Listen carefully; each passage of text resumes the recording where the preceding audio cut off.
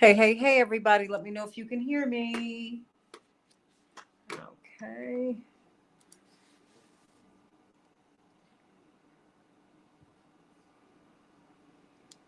Hey, hey, hey, hey, hey. Santita Jackson here. How you doing? How you doing?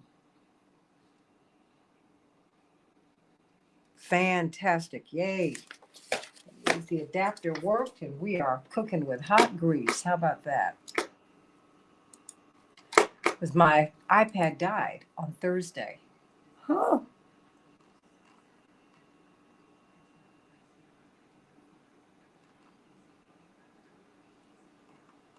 Okay, so we are good, everybody.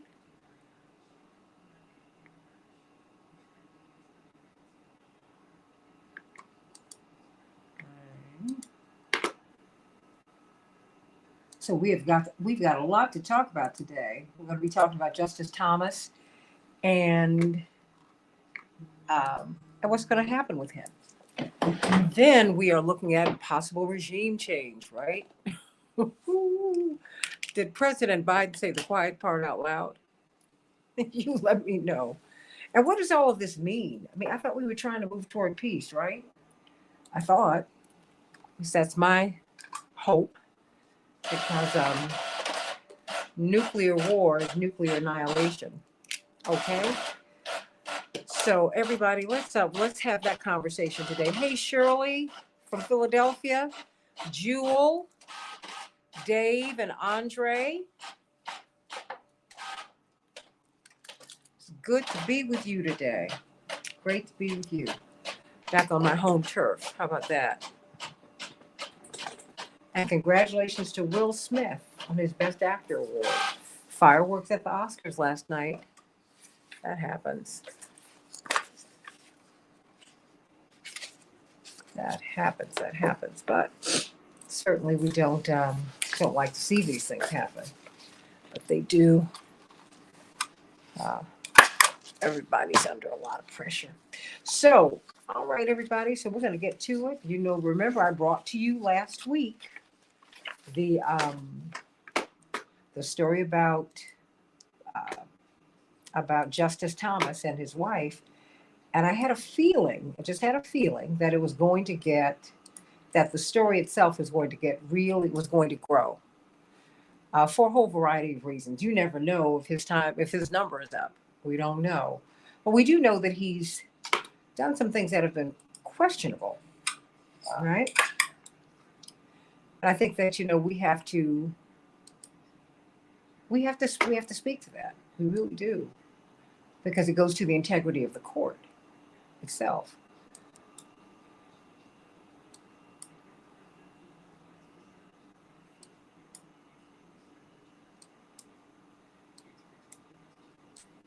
Oh wow. Do we have Pastor Yuri up? Oh no, I could not. Hi, how are you? I'm doing great. You sound happy this morning. All right. You better make people feel better than that. Oh my goodness. But it's good hearing your voice today. Uh-huh. When are you heading back to Chicago?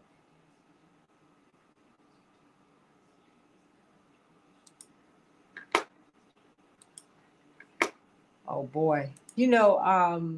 Couple of things. Well, let's talk offline if you have any time.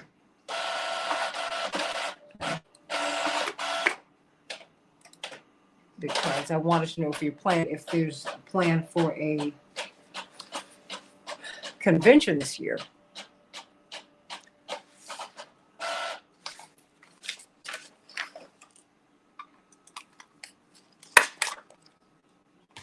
Well, I would certainly love to talk with you about that. I think it's ill-timed. But there we go. Who am I? So, okay. They're going to make me regret not watching the Oscars. which I haven't. I don't even watch these award shows anymore. But they had some real histrionics there last night. Bless their hearts. Lots and lots of pressure people are under. God bless them. So, um, okay, that. Get that. Okay. All right. So, okay, Pastor. So we'll get right to it. Um, if you have court some days, let me know because I would like to bring you into some of these political discussions if you have the time. Okay.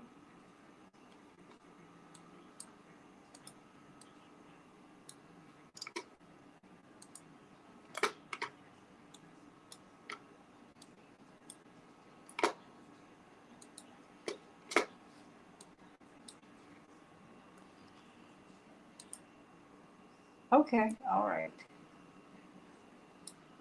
Okay. Well, today we're going to be talking about Justice Thomas. If you'd like to join in. Okay. So send me a text. Let me know. All right, everybody. So let's get right to it. Let's get right to it. I'm so glad to be with you today. Hey, everybody, like and share, like and share, like and share. Linear Bob could only hear me. He couldn't hear Pastor Yuri. So you all let me know. Pastor Yuri, could you please speak so I can make sure that they can hear you?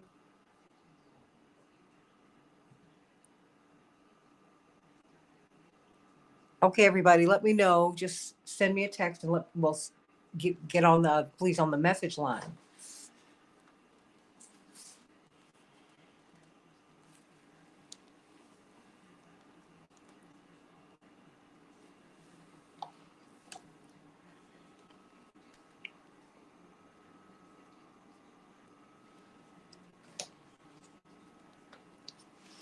Hey, everybody, welcome to the Santita Jackson Show. It's Monday, March 28th, 2022. I'm Santita Jackson coming to you from WCPT 820, the nation's largest progressive talk radio station. Yes, we were Air America, but today we are WCPT, right in the heartland, giving you the best progressive talk and the most progressive talk of any station in the United States. Please tell everybody about us and tell everybody about AM 950 Radio, my family to the north in Minneapolis, St. Paul, the voice of progressive Minnesota. There are not that many of us. We carry a lot of load, but you know what? There's so many progressive voters out there and so many people who are looking for a trusted point of view or trusted points of view. And you're going to get that at these progressive stations. So please give us your support and tell everybody about us. All of my morning stars are on the Santita Jackson and friends. Hey, Etta, haven't seen you before. And Walter Jackson and Dave Dowling and Linear Bob and Andre Parker and Carol, not me, out there on the left coast. And Max, how you doing in DC? Jewel. Everybody, sounds great. Thank you, Max.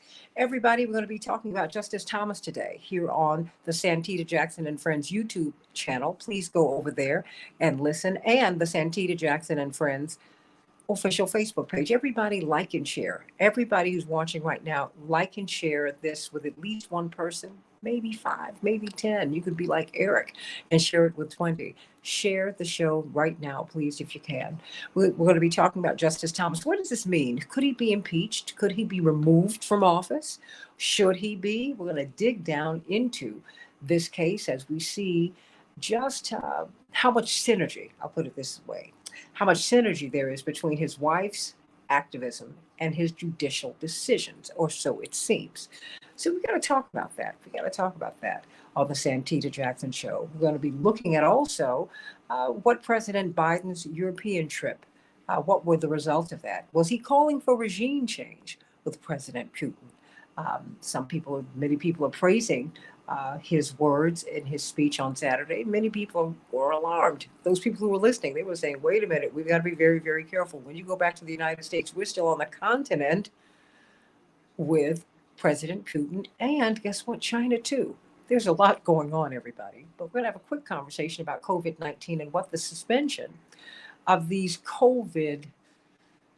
COVID funding is going to what's going to happen. All of these tests that we're just now able to publicly take for free, they're not going to cost you more than $100 for the uninsured.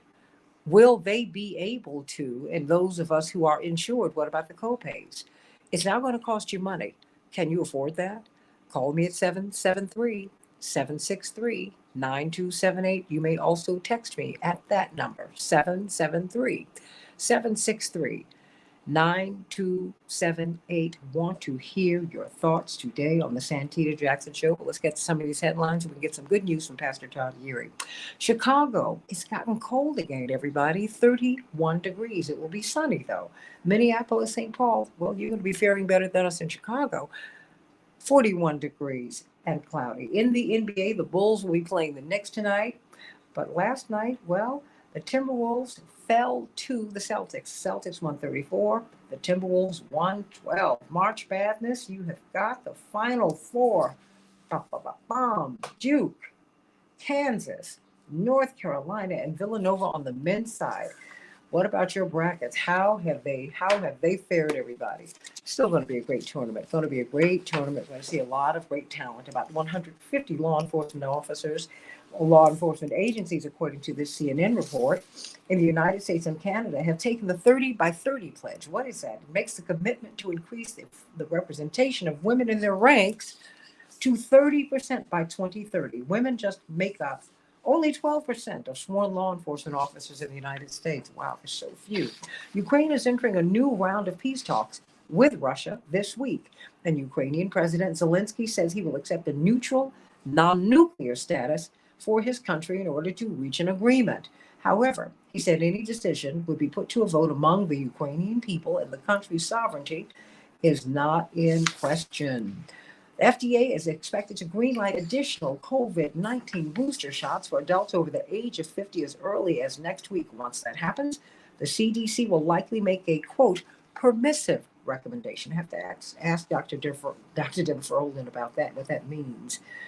They say it means that additional shots won't be officially recommended, but will you be considered fully boosted? How is this all going to work?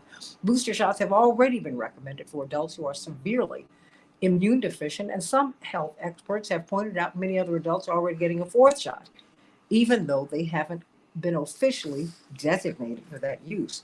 The House Select Committee investigating the January 6th insurrection has filed contempt reports for former Trump White House aides Dan Scavino and Peter Navarro for failing to comply with their subpoenas. The committee is also set to vote today on a criminal referral for both men.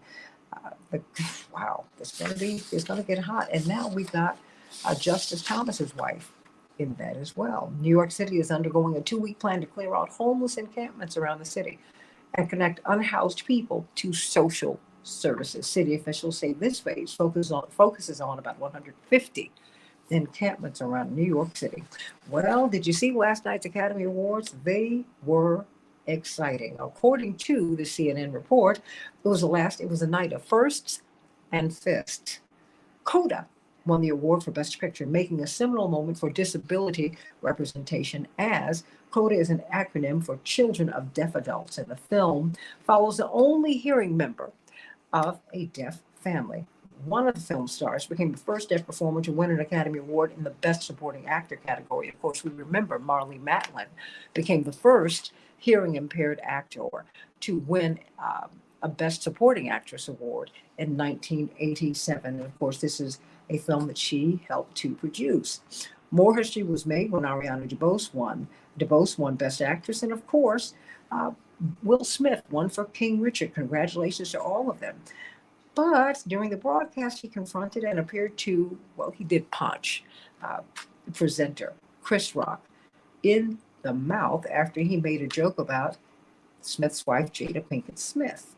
He was talking about her being in a G.I. Jane movie. She looks quite beautiful, having a shaven head, but she does have alopecia, and so it became quite the event. But congratulations to everybody. They've reached out to the LAPD, but don't think it needs to go that far. Hope that these two gentlemen will hug it out, make it up, and move forward. Pastor Todd Geary, how you doing? I'm doing great. Oh, we need some good news today. Really, really need to. You can see we had a mix last night at the Oscars. Oh boy.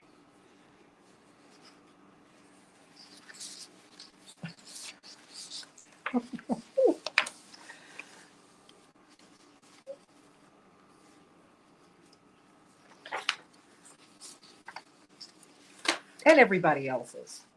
Yeah.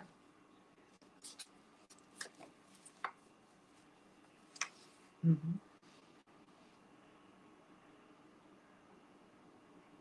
Yes.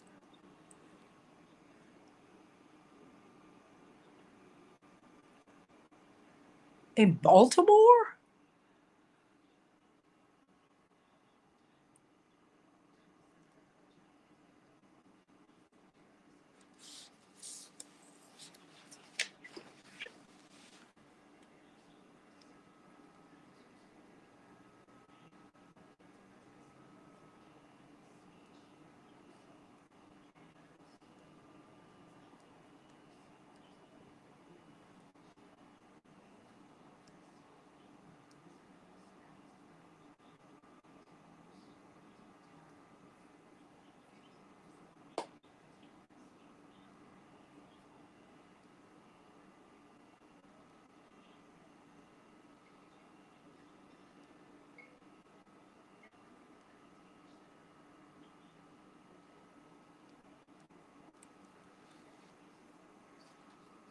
Oh, hold on.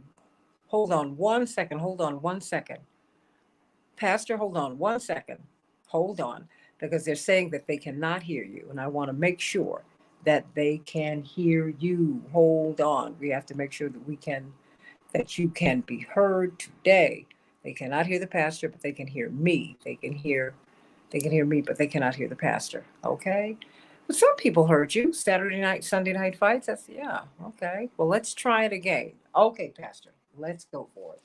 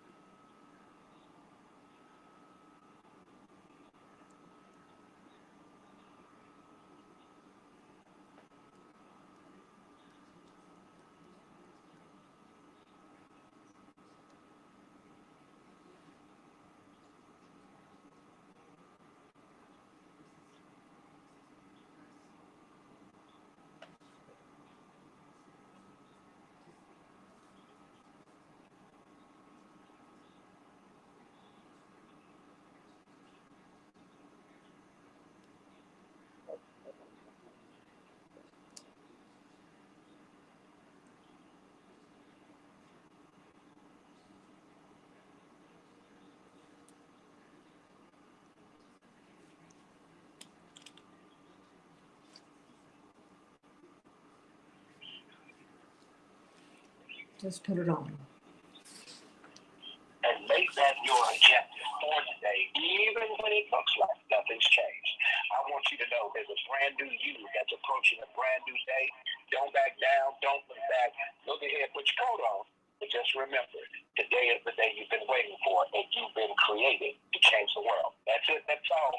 It's momentous you. It's momentous Monday. Now go get them. And I can't wait to see what God's going to do with you. Amen to that. We're trying to figure out what is going on here on Facebook, but we're working it out. You can hear him now because I put it on my phone, and we're going to continue to do that until we work out what is going on. Hello, everybody. All right, so Pastor Todd Urey, thank you so much, everybody. If you want to hear the replay of that, go to WCPT820.com/Santita, because it was a great message. WCPT820.com/Santita, so that you could hear this message. It really was quite powerful today. So I want you to call me, and I'm so glad, Matt, that the teacher strike is over in Minneapolis. Teachers are striking all over the country. Barbara, Renee, just go to WCPT820.com/Santita after the show so that you can hear the podcast of the show. And what did you say? Finally, hark, you hear a voice, L. Stanley? Well, we're going to do it. We're going to be a little creative today, as we have been creative, well, for the past few days. Let me go to Dr. Deborah Furr-Holden and Dr. Shanita Knighton. Of course, Dr. Deborah Furr-Holden, Associate Dean of Public Health at Michigan State's School of Medicine, and she is also the incoming Dean for Global Public Health at NYU. We're so excited about this tremendous new opportunity that she has. And of course, Dr. Shanita Knighton, infection preventionist, research scholar, registered nurse at Case Western Reserve University. So wonderful to be with you today. Dr. Furr-Holden, this is in your wheelhouse in particular today. We've watched COVID relief pulled from our budget. We've watched at the same time so much of that money shifted to the military and shifted to Ukraine. Okay. We're watching the GOP block funds, and the federal agency that was handling these things has ended COVID coverage for the uninsured. Indeed, uninsured Americans will now, Dr. Furr-Holden, be charged $125 for a single PCR COVID test. What does that mean? That just sounds awful to me. I don't know how they're going to be able to afford it. Well, what it would translate to is a lot fewer people will be getting COVID tested, right? You got to think about it. Think about how many just standard routine screenings and procedures that people make that are really life-saving. See, the power of the COVID test, because whether or not you know you have COVID, you're going to have whatever impact you have from it. The real power of the COVID test is people being able to be identified as positive early on, so they get themselves and others out of harm's way. Really, it's to protect others. You don't want people who are COVID positive moving around as if they're not COVID positive.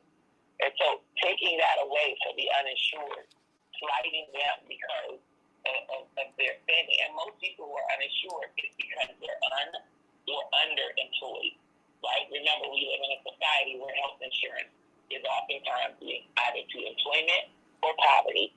So you got to be truly impoverished to qualify for health care, or you got to be employed at a level where the health care is affordable. A lot of people are employed at a level where the health insurance is offered to them. It's cost prohibitive. So even though they're employed, we call them underemployed. They don't make quite enough for the health care to make sense. But the people who will mostly benefit from everybody having access to COVID testing, despite insurance status or despite socioeconomic status, are the people who are well-resourced. So those people will be able to get COVID testing. Those people tend to have the kinds of jobs where they can work from home more. They have other types of benefits. The people who will lose that protection will be those people, because this less than trivial proportion of our society will now not have access to this resource. We've not gotten the lesson. Inequity has a cost that all of us pay, and we just haven't learned that yet. Well, Dr. Knighton is in one of the poorest cities, big cities in the United States. How do you see this playing itself out? Good morning. So one of the issues that that I have about this, and it's not necessarily thinking about testing, but it's just thinking about how all of this is even structured just to begin with. Meaning, I get it. Testing is going to possibly go away. We knew that at a price before of $40 a test. So it was $40 for you to get a test. I actually said I wish I created a test because somebody is getting really, really rich right now instead of worrying about people, but that's a whole other situation. The problem is getting a test tells you whether or not you have COVID, but does not tell you how to prevent COVID. And the problem that I have with that is like, yes, we can say, okay, get a test. It can tell you whether or not somebody has it. It can tell you how it's spreading. It can tell you how prevalent it is in the area. I get all of that. But my number one thing is if we were still back in February of 2020, when things started to shut down and things started to be recognized, my question then comes is this. If we had no tests and no tests to be cured or developed, what would we be doing right now? If there was no vaccine that was available, what would we be doing right now? The issue is we are still, and I'm not even talking about this being an equity issue, but this is being a women issue. We are still waiting for some tests, some vaccines, something to bail us out instead of relying on our individual practices. So my emphasis when I do talk about making sure people properly clean their hands, when I talk about, someone being at a restaurant and how to properly manage so that way they don't end up sick, when I talk about someone talking over a counter, when I talk about being in the elevator, I think about the airport. So recently now, you all have been hearing me talk about this for years, but CNN just now reported the other day, like, airports are very filthy. I've been telling y'all to keep us swabbing them all along and how nasty they were. Talking about the kiosks. So it's like all of these things that are in our day-to-day have been addressed when it comes to practical prevention tips. But yet, we continue to emphasize the stuff that not everybody has access to. I get it. There are some people that don't have access to soap and water. There are some people that don't have access to hand sanitizer. If we talk about the probability of what people have access to, the vaccines and the tests are going to be the least of the amount. So why not give people the tools that will allow them to be able to keep themselves safe? And my problem is that those are the things that are not talked about. So for the most simplest thing is someone, and I'm even talking about our homeless population too, if they got access to even being able to walk past the gas station and there's hand sanitizer there, helping them to understand like the importance of even using it at that time. No, it's not going to keep you protected forever, but the decrease of germs on your hands decreases the risk of those germs turning into infection. It is well known that hand hygiene is the single most effective thing to prevent the spread of infection. I get it. It seems very simple for what I do, but simply there's a science behind it that keeps millions and millions of people safe every single year. And yet, these are the things that are not discussed. So when I hear someone say, test, test, test, I get it. But guess what? The test only means it's going to tell you whether or not you have it. At that particular time. Being vaccinated, yes. Exactly. Being vaccinated decreases severity of symptoms. How about let's normalize, I don't want to be sick at all, so show me how not to get it. Well, it's interesting because, Dr. Deborah Verholden, we're not talking about that. I've got about 30 seconds, literally. What do you want us to know? And what can be, you're about to head up the global public health school at NYU, one of the preeminent universities in the world. How can you introduce infection prevention into this discussion? I literally have 30 seconds. Well, I think this is a conversation that we need to be having, but let's be very clear. This is not how society works. We know you can prevent lung cancer by not smoking cigarettes. Tobacco and tobacco-based products and putting smoking in lungs is the primary driver of lung cancer. We do not spend very much time. It took us decades to get a warning on the top of a box of cigarettes that says it might be associated with lung cancer and birth defects. The something that by and large, even though we say it's worth a pound of store, we haven't made the right kind of investment. This is Chicago's Progressive Talk. 20 a.m. WCPT Willow Springs and online WCPT820.com, where facts matter. How long did Dr. Deb? Dr. Deb?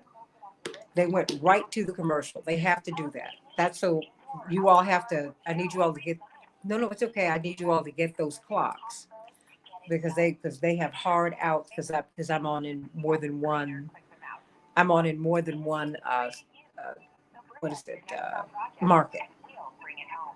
So you have there's an automatic trigger.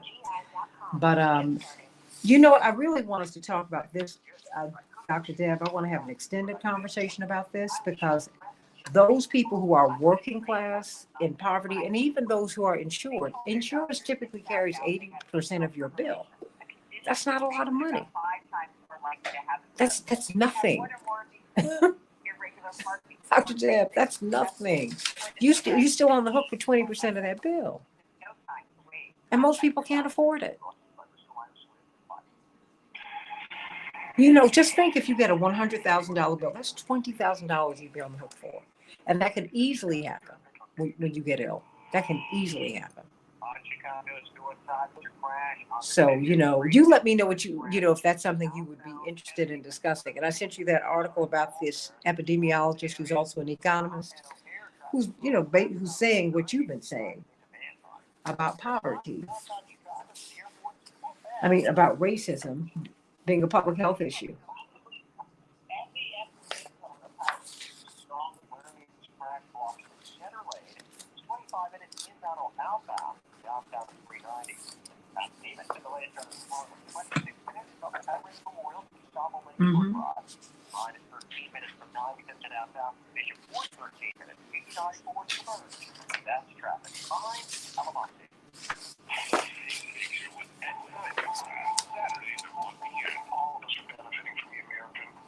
Mm-hmm. And the Democratic leadership that got that done. And I would say it's possible that somebody doesn't know this, but the Bureau of Labor Statistics said we created 467,000 new jobs in January.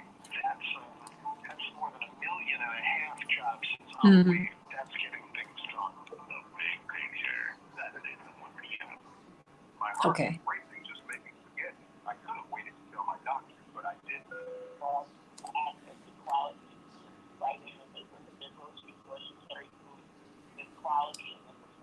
Well,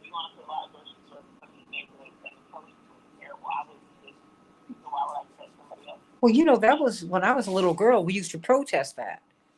There was rotting meat in the Black communities.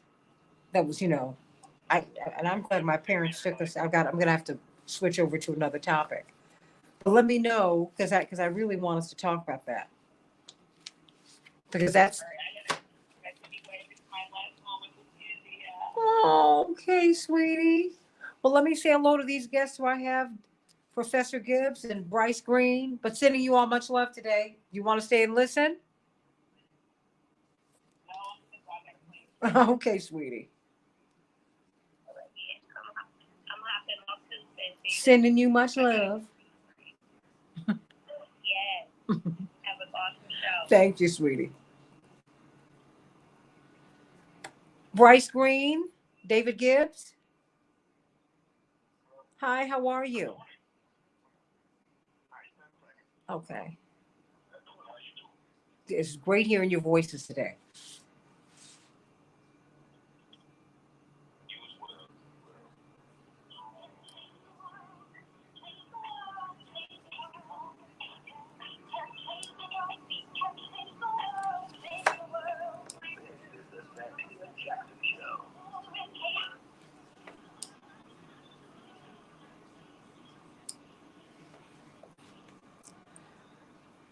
Hey, everybody. Welcome to the Santita Jackson Show, WCPT 820, the nation's largest progressive talk radio station, and AM 950 radio, the voice of progressive Minnesota. If you are having some trouble listening to the show as you're trying to watch the show, go to WCPT820.com, WCPT820.com, or am950radio.com, am950radio.com, as we have this conversation with David Gibbs, professor of history at the University of Arizona, and Bryce Green from Fairness and Accuracy in Reporting, about where we are with this situation in Ukraine. Of course, at the top of the hour, we will be talking about Clarence Thomas, Justice Clarence Thomas, and his wife, Virginia Thomas. Have they crossed lines? Should he be impeached? Should he be investigated? Should he be removed from office? What's going to happen? She's very, very involved in the 2020 election and what should have been done about that. So we got to talk about that, because she and her opinions and her activism tend to overlap with Justice Thomas's judicial decisions. Got to talk about that. But right now, we need to talk about regime change. When President Biden said President Putin cannot remain in power. Ow. What did you think about that? He said, for God's sake, they said it was ad-libbed at the end of his speech in over this past weekend. The White House has walked them back. He said, for God's sakes, this man, President Putin, cannot remain in power. They were the most explicit yet from America's president. He sees no future for Vladimir Putin as the head of state of Russia. What do you think about that? How would you feel if someone said that about our president? Really, you have to think about it that way. You have to think about how this is settling on ears all around the world. Indeed, it sent the European diplomatic corps and leadership scrambling, scurrying, trying to walk back their remarks too. The White House was not the only entity trying to walk back those remarks. Remember, much of Europe is dependent upon Russia for gas. Yeah. And they are still dependent upon them for gas. They have their own relationship with President Putin. So what do you think about this, everybody? 773-763-9278, 773-763 WCPT. I want to know what you're saying. Secretary of State Antony Blinken, we do not have a strategy of regime change in Russia or anyone else, he told journalists, because he left Europe and went to Jerusalem. He said, in this case, as in any case, it's up to the people of the country in question. It's up to the Russian people, and on it went this weekend. So let me start with you, Professor Gibbs from the University of Arizona. You have done so much work in this particular space. Was this a call for regime change? Was this an ad lib, or was this an accident that happened on purpose? I know that sounds oxymoronic. What happened here? I don't think there's any doubt that regime change has always been the United States policy. As a general point, the U.S. has always seen regime change. America's always seen it as its inherent right to change regimes in countries around the world as just the privilege of American power. And it's done it many times, quite unapologetically. I don't think there's any doubt that they're trying to engage regime change.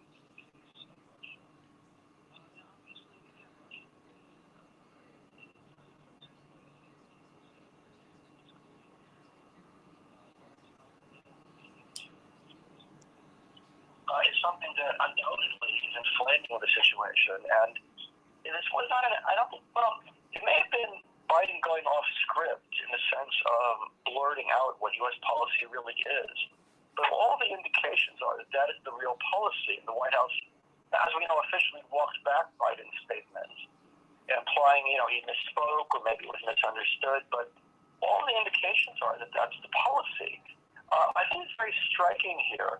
The United States doesn't seem to be trying to establish any negotiated settlement. Some form of complete victory over Russia and over Putin, never really defined, seems to be the U.S. policy here.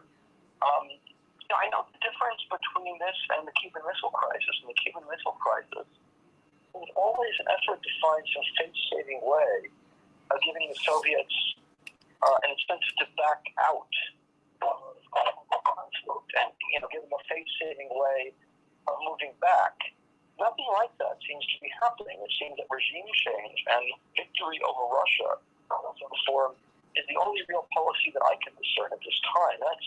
extremely dangerous, one that really is really risking the world's security at this very time. Why is it dangerous? Professor Gibbs, why do you say that it's dangerous? Professor Gibbs, why do you say that it's dangerous?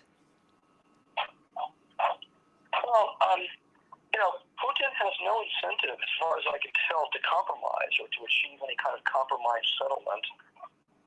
If the United States is seeking only to overthrow him and sort of, establish Russia as a kind of subordinate to the United States, there's no incentive there to compromise.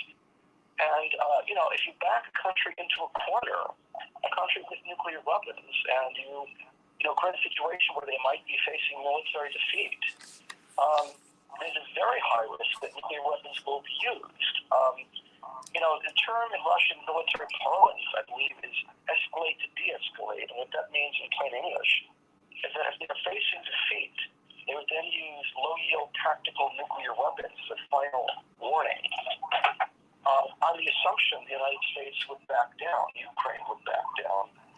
And, that may not happen. It could lead to general nuclear war. Again, that's a real risk here, not to be taken lightly.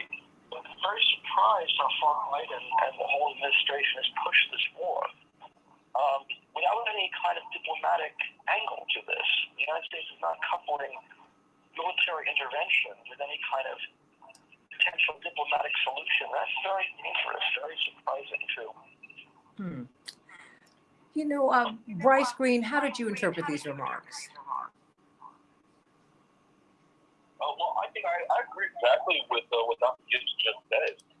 This seems to be the most coherent explanation for U.S. policy up to this date. This has been the goal. And it was stated before by Biden. It was sort of said under the table in a sort of roundabout sort of way. Before the invasion actually happened, Biden actually said that he knows that the sanctions that are being imposed aren't meant to deter Putin, but they're meant to punish him afterwards, and that the Russian people have to make a decision about what to do about that. Well, that's clearly code for some sort of regime change operation or some sort of goal of having Putin be out of power. And like Dr. Gibbs said, this is a very dangerous and irresponsible policy. But it tracks with long-term U.S. goals. I would agree just to at least look at the summary of a Pentagon-funded study in 2019. It was called Overextending and Unbalancing Russia.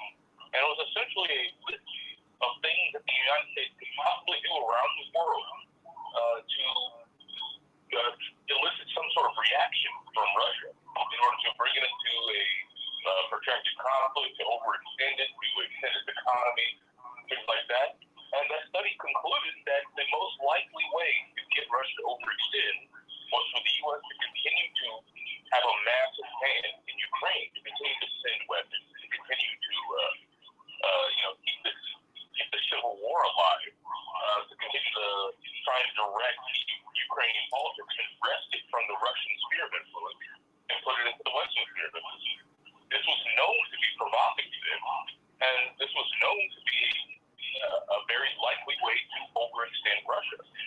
Well, the one writer from the Atlantic Council, which is NATO's think tank, he put it this way. He said that U.S. should refuse to negotiate because if Russia goes to war in Ukraine, or if he backs down, both options would be great for the U.S.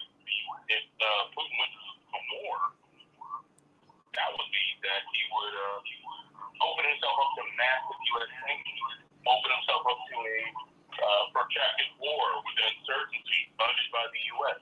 That would also strengthen NATO, and it would reinvigorate the whole reason for NATO existence. And these are all extremely strategic advantages for the United States, and they involve non-Russian conflict, and they involve waging the economic war. And so I do think that the end goal of these policies is to destabilize Russia itself.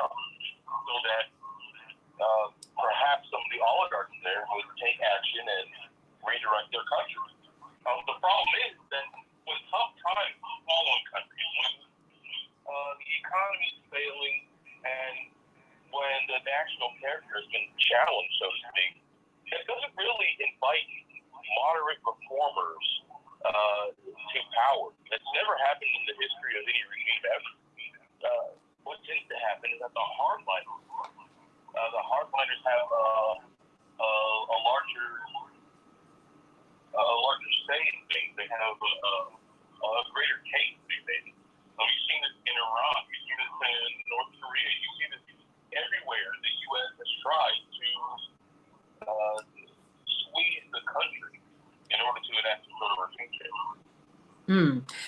Let me go to Steve. Steve has a comment that he wants to make. Steve, what's on your mind today?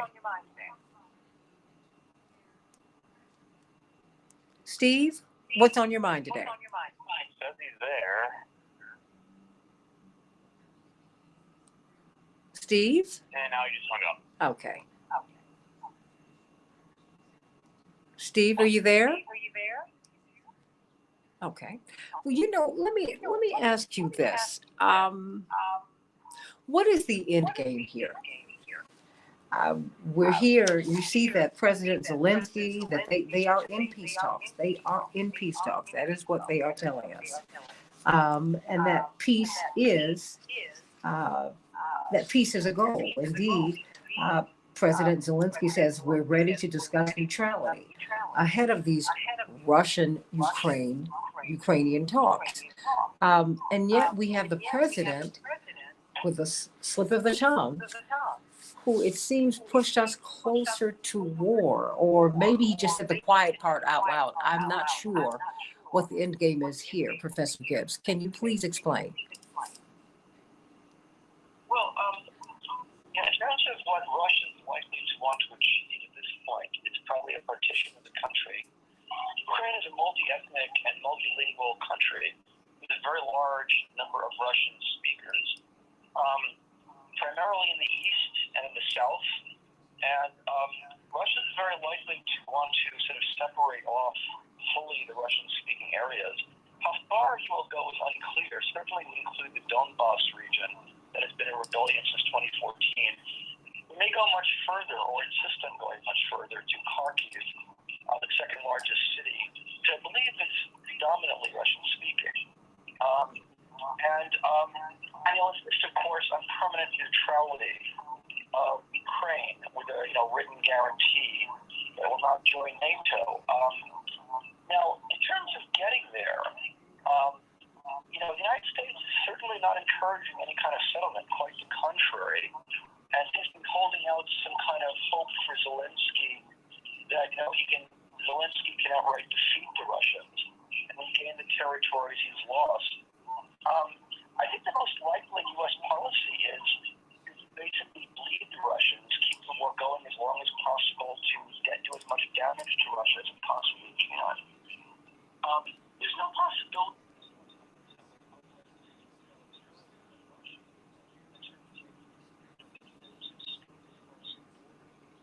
And to leave all the territories they've already captured. I just don't see that happening. Russia's too powerful for that. I looked at military sites, and they're the second largest artillery force in the world. And I'm very fearful they can start to level the cities of Ukraine, block by block, something they haven't done yet. The war can get much worse. And unfortunately, I don't see the U.S. doing anything to try and prevent that from happening in terms of seeking a negotiated solution.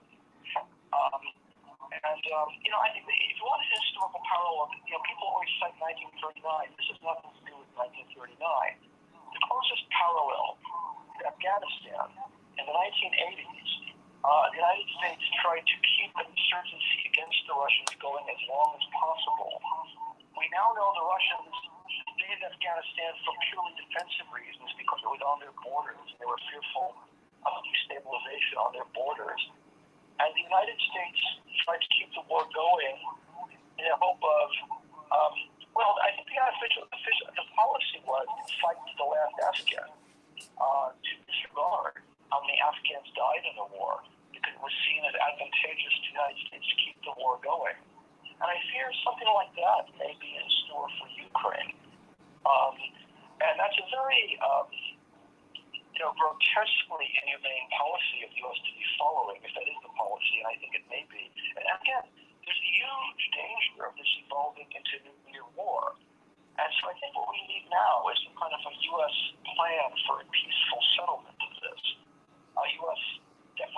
of what the United States wants in terms of a peaceful settlement, what that would look like. That's what we need here, and I just don't see that at the moment. Bryce Green, what is your take on this? I mean, you see increasingly, this is not the first time that President Zelensky said, we can become neutral. We can become neutral. We can look at being a non-nuclear power. We can arrive at a settlement. It just, who is pushing against, in whose interest is it for this matter to remain unsettled and for Ukraine to be at war with Russia? Right. I think you're going to point to the fact that this isn't the first time that Zelensky had at least expressed an openness to be a neutral Ukraine. In fact, he said this before the war even started. And the United States, again, refused to negotiate on this term in their talks with the Russians. And they pulled out of negotiations even before the invasion started, which, again, adds credence to the idea that this was starting or pushing for this war was the policy of the United States. And the thing is that directly after the war started, Zelensky started talks with Russia. But again, the United States came out against peace talks. They said that you should negotiate. That's not. You should wait for Russia to fully withdraw before you negotiate, which is of course absurd.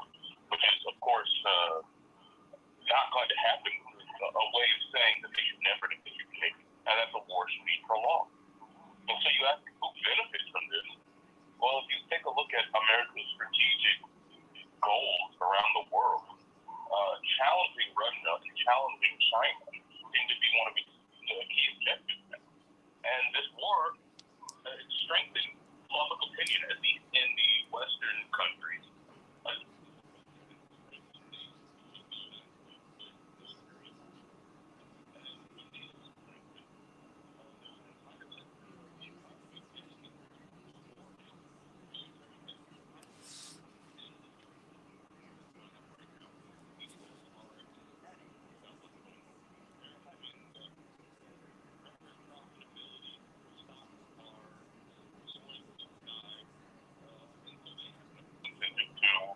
Call for a peaceful settlement to the war. They have no incentive to push the Biden administration to negotiate.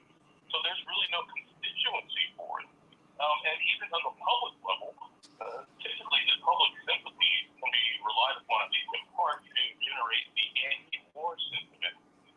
But the media is so bizarrely distorting events, so hell-bent on portraying this as a David versus Goliath, a fight of good and evil, a fight of democracy against autocracy, that so much of the public is calling for some sort of escalation. You have Zelensky and other Ukrainian officials speaking to U.S. audiences, telling them that we need more weapons, we need a no-fly zone. And his calls are echoed all across U.S. media. And so the humane public, they see this, and, well, they see that as their only option. They don't see anyone called to negotiate. They don't see anyone called to de-escalate. Because the media refuses to talk about it. So, again, there's no constituency for the kind of peace talk that Dr. Gibbs was talking about. A kind of roadmap to the end of the current crisis. There is no off-ramp. There is no way that Putin can de-escalate and save face because the U.S. is refusing to negotiate on the core concerns. Until we generate the sort of constituency that is critical of U.S. motives, critical of what's actually going on here, then the crisis could continue to escalate, and it could get out of control fast. I hardly believe that any side wants to get involved in a nuclear combat, but the danger has always been that it can happen unintentionally. A series of miscalculations and missteps could end up with a nuke flight, and that's just not a stable state of affairs. Everybody, what do you think about this? Do you think that we are headed toward nuclear war? Do you think that we should be? Is there something else that we could be doing? I mean, I am we're trying here to make the case for peace. Peace, peace, peace. I mean, a genuine peace, not quiet, but peace, a presence of justice, uh, respect for Ukraine's sovereignty, um, a respect for uh, the the feeling of safety that every country needs. That every country needs. That is what uh, Russia has been talking about. And I think you got to have a discussion where everybody wins. That is the only way that you end wars. You can't have you can't have. There were, I mean, look, we had accommodations when we came out of the Second World War. That's how we were able to end it. Everybody got something. I mean, there was even an agreement to rebuild Germany, for heaven's sake, after all of the destruction wrought by that country. So we have to think about where we're heading here, what it is that we really, really, really want to achieve. Let me go to James from Chicago. James, what are your thoughts? Oh, I got a whole bunch of thoughts there, Sister Love. Now, why would these psychopaths have a nuclear war when the psychopaths control Earth and space? Stop playing. They control Earth and space. You think they're going to destroy it? Why? What would they have left? Don't worry about that. That's BS. These psychopaths ain't finna have no nuclear war. They're going to keep terrorizing and keeping humanity down. Terrorizing humanity. That's what they've been doing forever. And they're going to keep doing it. Oh, nuclear war. And thank you very much, my beautiful sister. Oh, my wonderful brother, sending you much love. Do you know, I want to know what your thoughts are. I've got literally 1 minute left. I have 1 minute left for um, each of my guests, and we're going to come back and talk about this another day. Let me start with you, Professor Gibb. 1 minute for you. Well, I just want to reiterate that basically what we need is a peaceful settlement to this war and to stop it as soon as possible, and that's going to involve compromise on both sides. Zelensky has talked about, in principle, the idea of a neutral Ukraine, and that's an excellent start. Very likely, if that had been declared before the war, we wouldn't have even had a war, but now that's water under the bridge, and we need to, as soon as possible, establish a ceasefire beginning with a neutral Ukraine. Ukraine that is not a member of NATO and is not a member of pro-Russian defense organization. And the key player here, however, is not Ukraine but the United States. The United States needs to get on board on a peace settlement, and that's something the U.S. has refused to do. And that has to change. The United States just dropped the idea of regime change and total victory. And, we have to end this war. It's a criminal for launching the war, but talking about that and emphasizing that will simply prolong the war and prevent peace, which is what we need now. Bryce Green, I literally have under a minute, about 30 seconds for you. Your thoughts? Well, I'd like to say that I agree with everything that Dr. Gibb just said. I also want people to focus on one of the main roots of this conflict, which is the fact that the United States people are kept in the dark about so much about how their country functions because the media refuses to acknowledge it. They refuse to report on it honestly. How many voices have you heard mainstream media asking Biden to engage in negotiations? And now compare that with the amount of voices you've heard calling for no-fly zone, calling for greater sanctions, calling Putin a criminal, calling for some sort of escalation. And if you look at those numbers, that should tell you everything you need to know about where our media wants the direction of the country to go.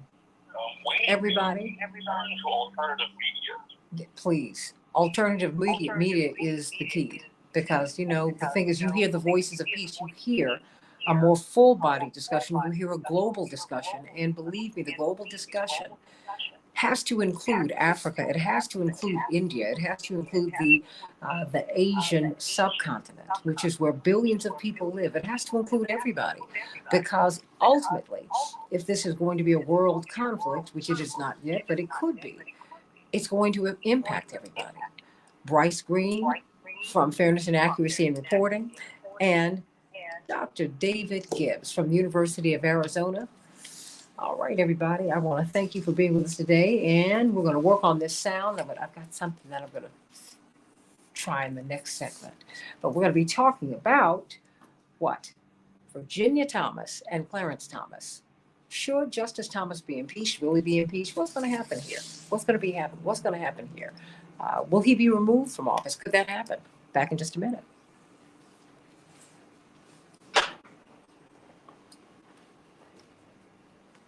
Thank you all so much. You know what I did last week? I'm gonna let you all go very quickly because I have an idea. Thank you so much. I'm gonna have you all back this week because we have to continue this discussion. I've had some audio issues because when one piece of equipment goes, the whole system has to change. So there you have it. So I'm going to let you guys go, and I am going to engage with my engineer because he has to get everybody else up for the next hour. Sending you all much love. I'm going to get you all back, though, okay? Thank you. Devin, you know what we're going to do? I want you to call me on the phone. And what I will do is speak on the air, I guess through my phone. And then I'll go on the speaker that way. And then after the show, we can work on, what's not connecting here. Okay, and I'm going to get off of this headphone, and I'm going to my other headphones and connect to my phone. So let me hang up. Okay, thank you, hon. All right, you guys, we're about to work this out. Hold on.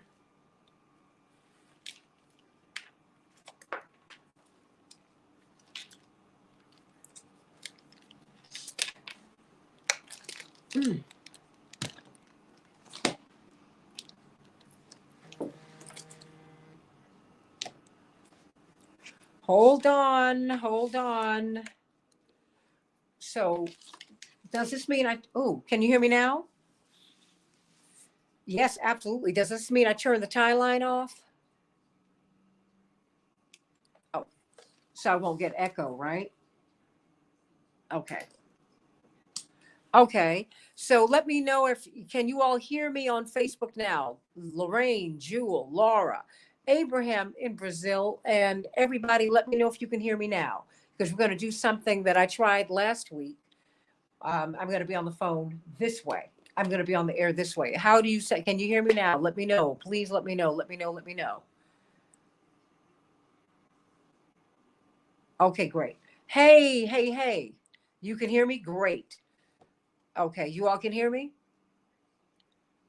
Great. Now I'm going to find out if you all can hear Dwight McKee. Dwight McKee? Hey, good morning. Hold on. Let me do this. Let me turn this up. Dwight, please speak again. Good morning. Okay, because we're doing something else. Hey, can you all hear everybody without the echo? Can you hear? Let me know. I need your feedback. I mean, no pun intended. I need you all to let me know if you all can hear this, okay? Let me know. We're trying to work this out. You can hear Dwight too. Great. That is great. So what I did was I came off of the radio and I came on here on my phone. Okay, perfect. Okay. How you doing, Daryl? Daryl did a marathon yesterday, everybody. Yay. Marathon, but yes, it's very sore. Marathon's a marathon, whatever. A marathon's a marathon. So there we have it. But how you feeling today? I know that. How long do you have to train for that? For the half marathon? I have several friends who are training for that. Well, I guess the first one I did, I was trained for about 4 months. But now I usually do about a month is my goal now.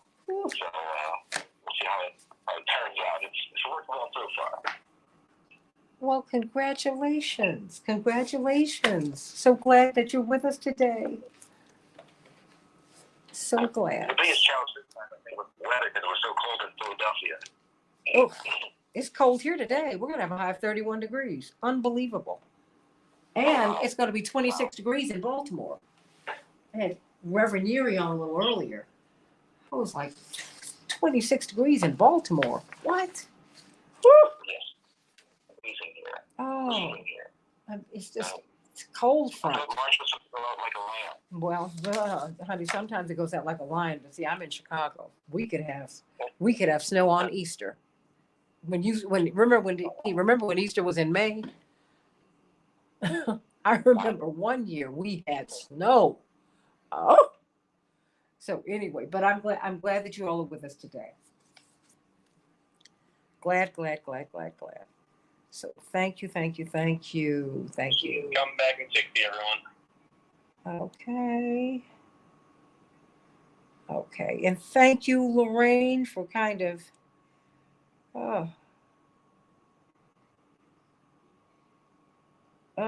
Okay, so we got this now. We got it. Got it. Whew. Okay.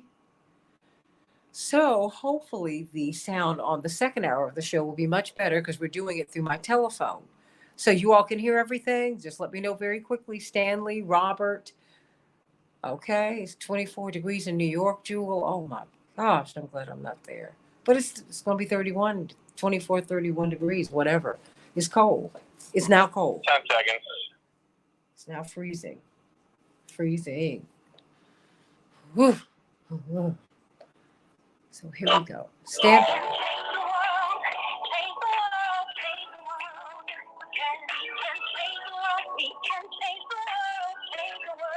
This is the Santita Jackson Show.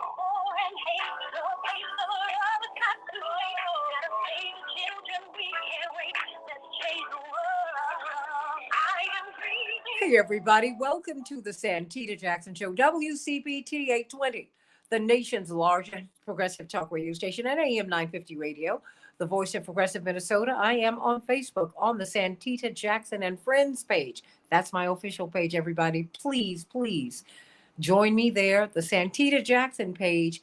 I can't accept any more friends there.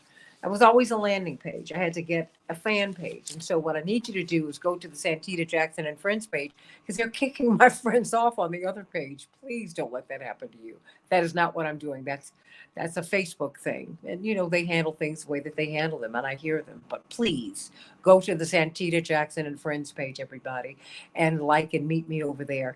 And please meet me on the Santita Jackson Show YouTube channel, the Santita Jackson Show YouTube channel. Let's get things right today. All right. So today, I want you to call me at 773-763-9278, 773-763 WCPT. What should happen with Justice Clarence Thomas?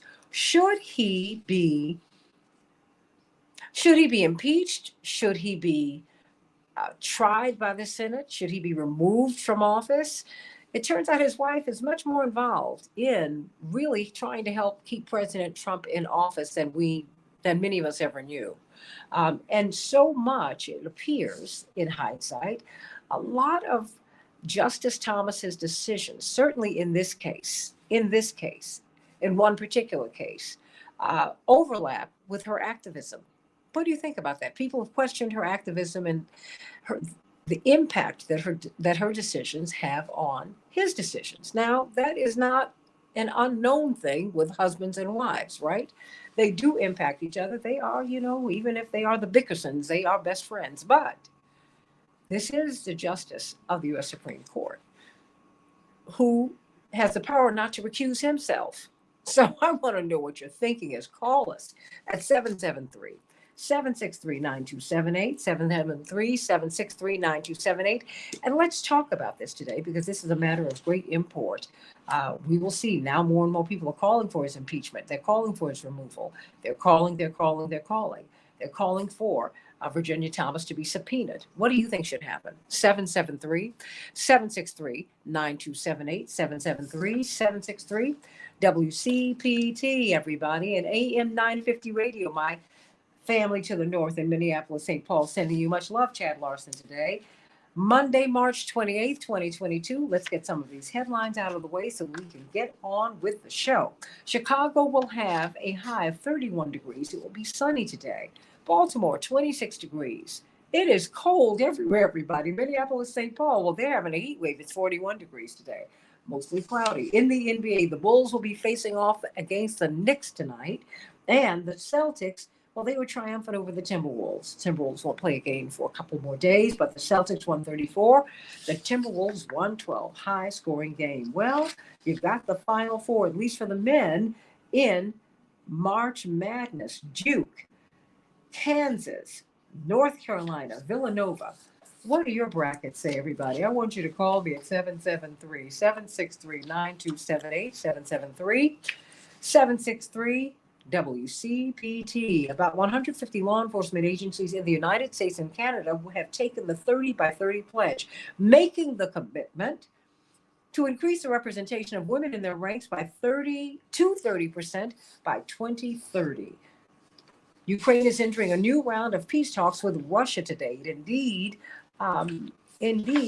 President Zelensky says that we are ready to discuss neutrality, to discuss being non-nuclear. Wow. He said he will accept that. So he said any decision that he makes would have to be put to a vote amongst the Ukrainian people. So we will see how that goes. In the meantime, everyone is still reacting to President Biden's call for what some people are saying is regime change. He and some other European leaders walked that back. They said he did not do that. But what do you think? He said whenever the United States has tried regime change, it's not worked out very well. But near the end of his speech this weekend, his major speech in Europe, he said, for God's sakes, this man cannot remain in power. What do you think about that, everybody? Was that the right thing to say? What do you think about that? The FDA is expected to greenlight additional COVID-19 booster shots for adults over the age of 50 as early as next week. Once that happens, the CDC will make what they call a, quote, permissive recommendation, close quote, which means the additional shots won't be officially recommended, but will be available for those who want them. Booster shots have already been recommended for those adults who are severely immune deficient, and some health experts have pointed out that many of their adults are already getting a fourth shot. The House Select Committee investigating the January 6th insurrection has filed contempt reports for former Trump White House aides Dan Scavino and Peter Navarro. They might even get criminal referrals. We will see how this goes. We're about to talk about this as it relates to Justice Thomas's wife, Virginia Thomas, a prominent conservative activist. New York City is undergoing a 2-week plan to clear out homeless encampments around the city and connect unhoused people to social services. City officials says this phase focuses on 150 specific encampments. And did you watch the Oscars last night? Congratulations to CODA, an acronym for Children of Deaf Adults. Of course, we remember more than 30 years ago when Marlee Matlin became the first hearing impaired actor to win an Oscar. Well, we had history again last night when yet another hearing impaired actor, one of the film stars, Troy Kotsur, became the first deaf performer to win an Academy Award in the Best Supporting Actor category. Of course, she was Best Supporting Actress. And so our hat goes off to them and to their film. Ariana DeBose won Best Actress for her supporting role in The West Side Story, making her the first openly queer woman of color to win in that category. But everyone's talking about Will Smith and Chris Rock. After Chris Rock made a joke, as comedians do, about the bald head of the nearly bald head of Smith's wife, Jada Pinkett Smith. He appeared to laugh initially, but then when he looked at her, she was not amused. And he got up and punched Chris Rock in the mouth. Oh, wow. Mind you, she looks absolutely beautiful, but she does have alopecia. Perhaps he was sensitive about that. And he shouted from his seat, "Keep my wife's name out of your effing mouth." It became quite the talk of the night. But then a few minutes later, he went on to win the Best Acting actor Oscar, something that he has deserved from this wonderful movie, King Richard. So what a night, what a night, what a night. When I'm not watching these Oscars anymore. Look at what happens to me. Look at what happens to me. So, everybody, what do you make of what's happening with this discussion about Justice Clarence Thomas? There are calls for hearings, recusals, resignation for his wife's text about the 2020 election. What do you think about that? We've only impeached one justice, and that was Samuel Chase back in 1804. Now, he was impeached. Remember, impeachment is the indictment. You're tried in the Senate. Samuel Chase was not put off the bench, but we've seen other federal judges put off the bench for inappropriate behaviors. I mean, you have to have good behavior if you're going to keep your seat. What are the standards? Are there any checks for a Supreme Court justice? This is the Supreme Court of the United States. Dwight McKee, a social scientist, and you, Attorney Darrell Jones, practicing attorney, brilliant civil rights attorney, help us to understand what we are looking at and how it is that it has gone this far. 29 texts have been recovered between Virginia Thomas, the wife of Justice Clarence Thomas, and the chief of staff for then President of the United States, Donald Trump, in which she was encouraging him, exhorting him and the president to stop, really she said the election results can't go forward. You all have to fight. Indeed, she attended the January 6th rally, not the insurrection, but the rally.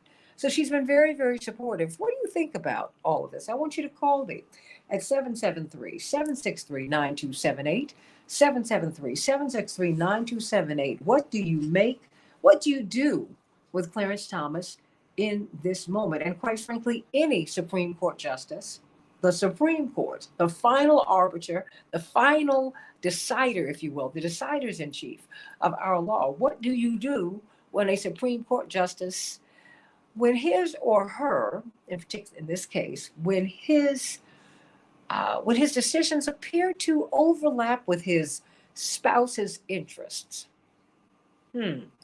Attorney Darrell Jones, what are we looking at here? Good morning, Santita. We're looking at something that we've never seen before in this nation as it comes to the Supreme Court.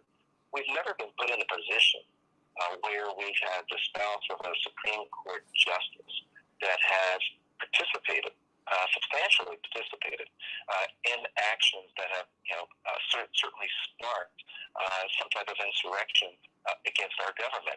And now we're in a position where that same Supreme Court, where her husband sits, is ruling on cases, making decisions on what information should be released with regards to the investigation of that insurrection.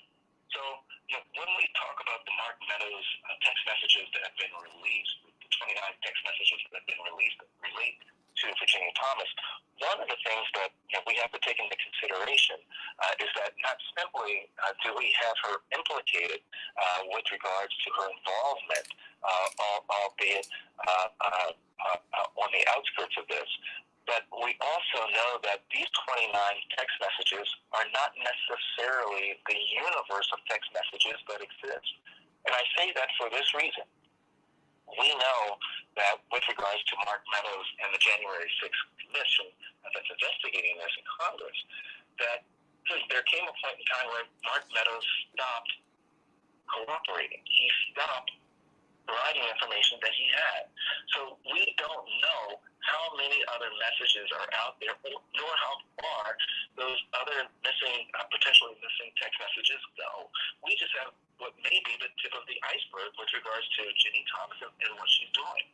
It's put the Supreme Court in a horrible light because we know with regards to the subpoena that went out for the January 6th messaging from the White House, that Clarence Thomas was the only sitting justice that dissented in saying that the information must be released.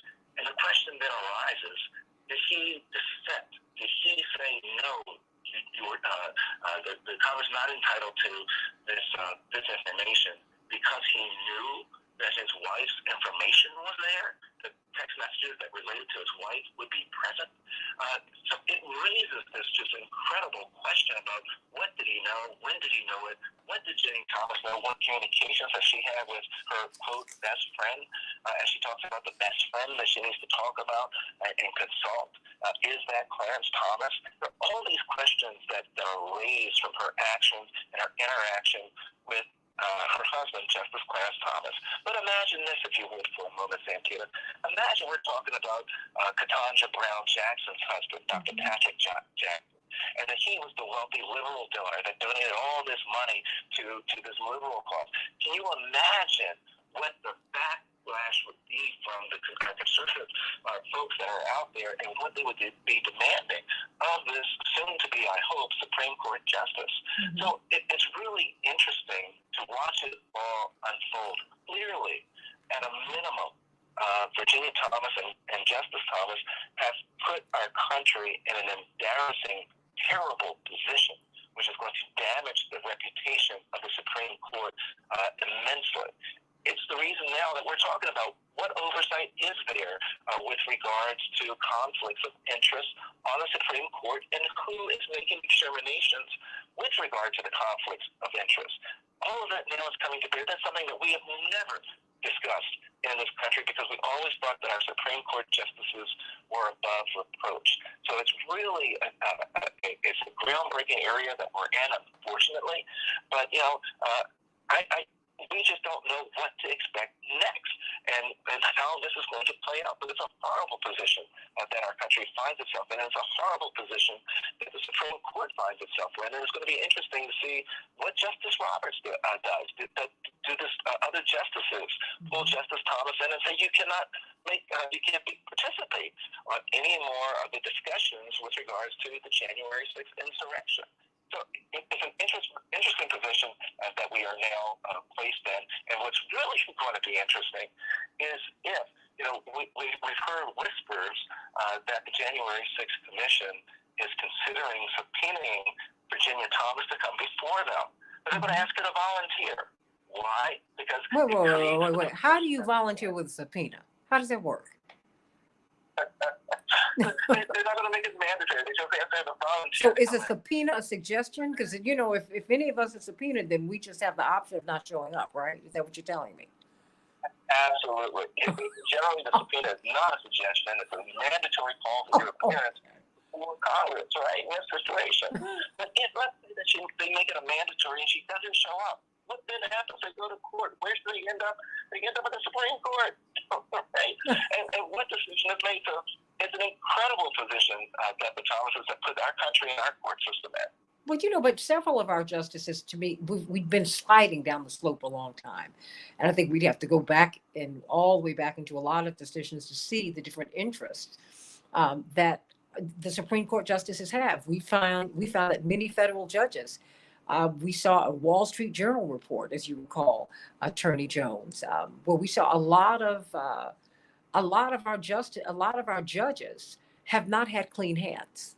They have had to weigh in on decisions in which they had personal interests. Of course, we remember the judges in Pennsylvania who they behaved in a dastardly way, in which they were involved in the prison industrial complex, and they were sending kids to prison. You recall that just a few years ago, right, Attorney Jones? I mean, it's just, and then you have several of our judges on the Supreme Court who voted, and this might not sound like a lot, but they all had book deals. I think 3 or 4 of them had book deals with a particular, a publishing company. And they actually had to rule on the publishing company. Whether it's a liberal or conservative or progressive, I just think this is dangerous. This is just something that a Supreme Court Justice Attorney Jones is just not supposed to do. Dwight McKee, your thoughts? Well, I totally agree with everything Brother Jones said. But I think that the emphasis should be on investigating her first. I think what she has done really is on the brink of insurrection and treachery. And that I hate to let it get lost conflict of interest. Him being the Supreme Court judge. But for her involvement has been really intense. And it has been a involvement where she seems to be behind the scenes, have manipulated so many of these lies and so much of this resistance to democracy that I think that she should not have the option not to testify. And I think her testimony should be both in front of the Congress, and there should be some criminal investigation for what she's done, because insurrection is clearly illegal, and it seems like that has been her involvement. Everybody, what do you think? Call us at 773-763-9278, 773-763-9278. Michael Ann, I see you, girl. Hey, Joyce. Hey, Jewel from New York, and Tanya. Sending you so much love today, everybody. Want to know what your thoughts are, Robert? And Renee and Abraham down there in Brazil, sending all my people so much love. Walter, want to know what your thoughts are. Triple T, what's on your mind today? Well, good morning. Good morning, Triple T.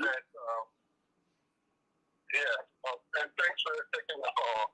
I believe that we have a lot on our plate. Clearly, I think with the justice situation and his wife, there can be no exception for calling and taking whatever measures are necessary for the truth to come home. There's absolutely no condition I can think of that says this woman should not be brought before the committee.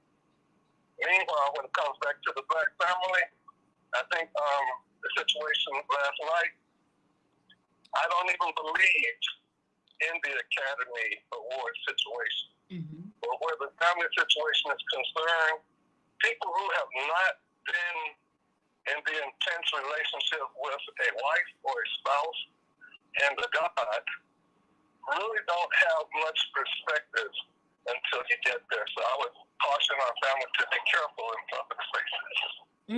Absolutely. Bless their hearts. Praying for everyone involved. It was very painful initially. It has been reported that Will Smith laughed it off, because he's a comedian too. And but then he saw his wife's reaction and he reacted to that. Certainly one can understand that, but we do hope that they will be able to work this out. I don't think that Chris Rock meant to be harmful.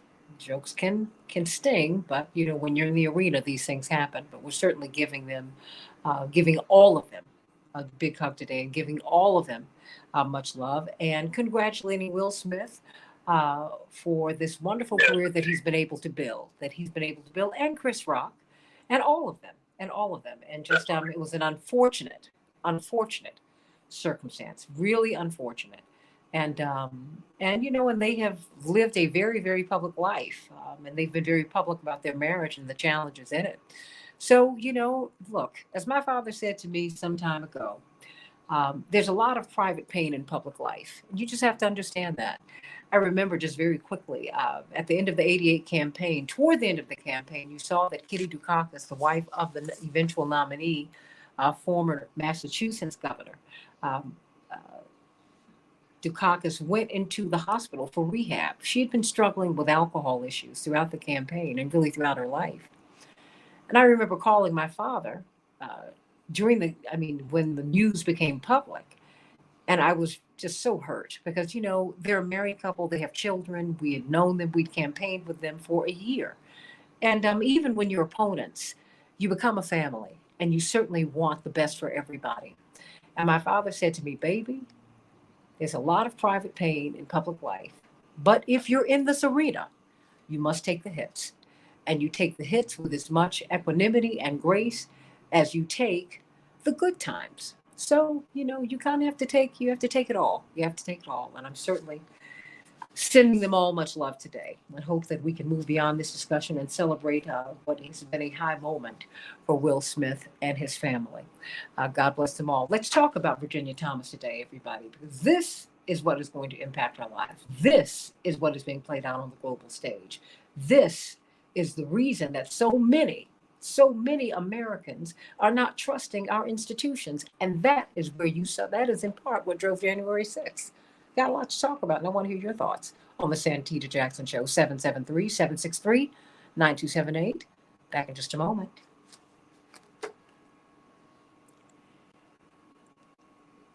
Okay, my wonderful gents. Dwight, did you see the Oscars last night? Let's not talk about that. Let's move on to something else. Oh, Dr. Bernice King. Oh, please, let's talk about something else. Let's talk about something else. Oh, my Lord. There's just so much going on. There's so much every day. They were talking about this. Sky News is on MSNBC. And, it's been very interesting watching that. I've got to find some people to talk to us about Kate and William's trip to the Caribbean, because Britain is reeling from the fact that they were not well received. Reeling.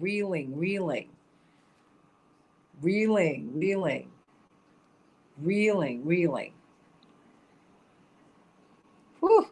Hey, Chapearl, how you feeling? I'm feeling better, thank you. Ooh. Say hello to Attorney Jones and to Dwight McKee. Hey, Dr. D. Hey, Attorney Joe. How you doing, Sparrow? I'm good. Miss y'all. How was your trip? Oh, it was lovely, Dr. D. It was lovely. I need a vacation now. Vacation after vacation.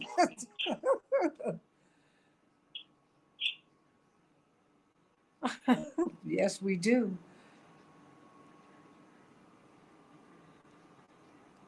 Okay, I'm sorry. I just found out. How did your fundraiser turn out? It was amazing. I mean, we were at capacity, which is great, but then we got so many online donations as well. So we were able to actually fund our college scholarship. So I'm so grateful for all the support. It was great. Wow. All right. All right, everybody. Whew. Okay. Whew. Okay. Okay.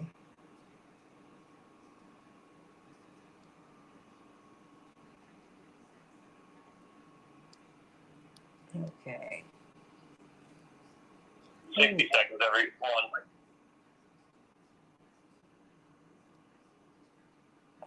Okay. All right, here we go.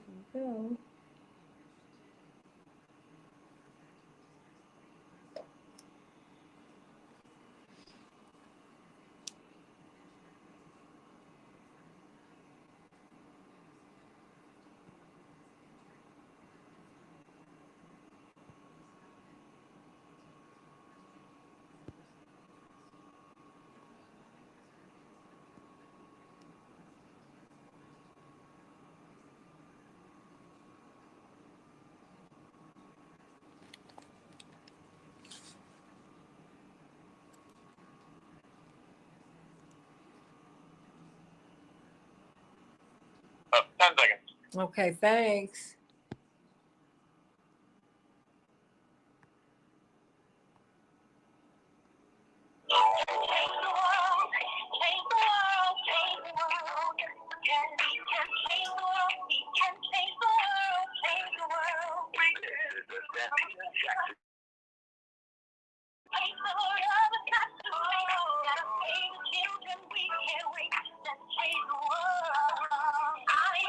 Hey, everybody, let's talk about Virginia Thomas and Justice Clarence Thomas. What will happen? It appears that they both have crossed some lines, but you have to have an investigation so that you can find out. As people are calling for hearings, they're calling for investigations, they're calling for recusals, which which Justice Thomas has refused to do, and he refused to recuse himself in a case that directly impacted his wife, the revelation of texts, and where we see just how deeply involved she has been in trying to keep then President Donald Trump in office.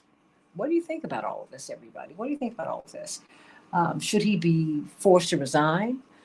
Should he be impeached? He could be impeached, but an impeachment is an indictment, everybody. Remember that. It is not the trial that must follow the impeachment in the Senate. The numbers are not there, but there is a court of public opinion. What do you think? What do you think? What do you think? What do you think? What do you think? What do you think? What do you think should happen here? Before we get on with the rest of the show, we've got Chapearl. Chapearl, this is your season celebrations by us. What's going on? Yes, Santita, it is. We are gearing up for our prom, graduation, and wedding season. So don't hesitate to give us a call so we can handle all of your floral, your balloon arches, your hors d'oeuvres, your dinner party, whatever it is that you're needing for this season. Don't hesitate to give us a call at 708-526-4546. 708-526-4546. We are your one-stop party connection. So we handle everything that you would need. We have great vendors that provide tents, chairs, tables, as well as also catering services, of course, where we can get all of your meals and hors d'oeuvres, and also our sweet tables as well. So don't hesitate to give us a call at 708-526-4546. 708-526-4546. Thanks so much, Santita. Blessings to you. Everybody, let's talk about this. What are your thoughts? What are your thoughts? We heard from Triple T. I want to hear from you. I mean, Daryl, what should the next steps be?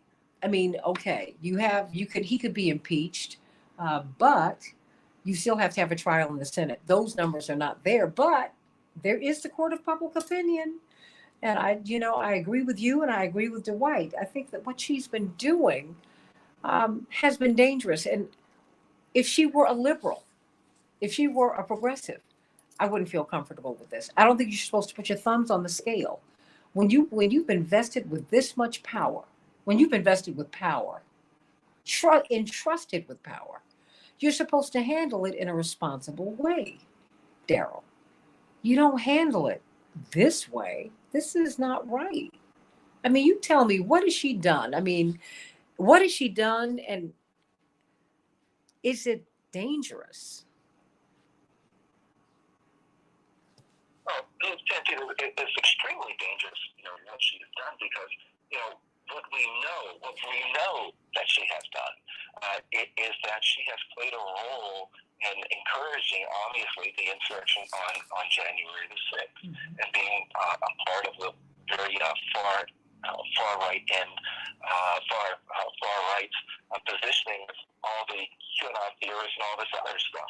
But in addition to that, what she has apparently done is that she's invoked the protection of saying that she wants to talk to her best friend, who we believe to be her husband, Justice Clarence Thomas. Well, wait a minute. We believe it to be. We believe. I have to interrupt you there, because I don't want to think people that you're engaging in conjecture. She and her husband famously, publicly, constantly referred to themselves as each other's best friend. That's what he says about her. That's what she says about him. Am I not right? You're absolutely right. and according to what Justice Thomas has said in the past in other speeches, is that she and her are of the same mindset. They're of the same philosophy. They share the same thoughts. They share the same political position. Those are his words, not my words. So, when they talk about, her talking to her best friend, it's clearly, Justice Thomas that she's making reference to. So what we then have is that we then have the most senior justice on the Supreme Court now engaged in this activity and involved in this activity in terms of having his wife's back and issues that come before the court. What becomes really interesting is that, and I think Dwight McKee did touch on a piece of it when he talked about not leaving Virginia Thomas out of it. What we have to remember is that she, too, is an attorney. She is a member of a bar. So she can be disciplined for her actions and her activities. question really becomes, what do you do with Justice Thomas and how do you handle it? And what is shocking and just striking to me right now is that we have heard nothing from any sitting member of the Supreme Court with regards to this instance, this what's going on with Justice Thomas right now. That's striking. There should be some statement that's coming out from the Supreme Court. They've got to stand up and they've got to take a position to confirm, to reaffirm the fears of the country with regards to what's happening with our Supreme Court, that it's not running unleashed, and have this justice that's taking these really well positions and taking votes that are consistent with his wife's position and what she's doing and means to the country. That's important. And Santita, you're absolutely correct when you said that the House of Representatives can impeach Justice Thomas. That's a simple majority vote.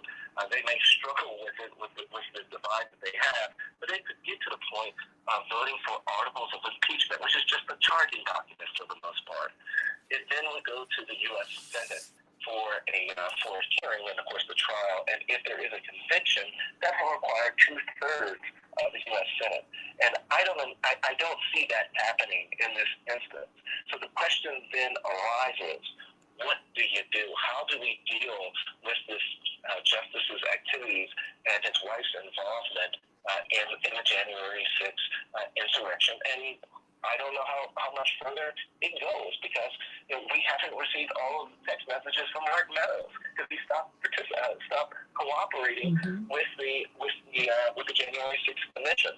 So this will go, I suspect, much more deeply into the information. Will she appear before the January 6th House Commission when she is subpoenaed? I don't know. It has all the appearances that she probably won't, because she doesn't want to have the information to come out and to be questioned the way that the U.S. Senate's nominating commission questioned Ketanji Brown Jackson. Those are the same types of questions that would then be posed to her with regards to her involvement with the January 6th Commission. And we don't know what information would come out from that. 773-763-9278, 773-763-9278. Dwight, should we be concerned with this? I mean, the documents that help to govern the behavior of these high officials, of a justice, an official who is appointed during, quote, good behavior. Article 3, that under which federal judges who are appointed life terms, this is what they have to do. In Section 1, Article 3, the president, the vice president, and all civil officers of the United States shall be removed from office on impeachment for and conviction of treason, bribery, or other high crimes and misdemeanors. Is this, how would you classify, just as a layperson, how would you classify her actions, her behavior? Well, it's a stretch because you got two things working. It's very hard to directly implicate him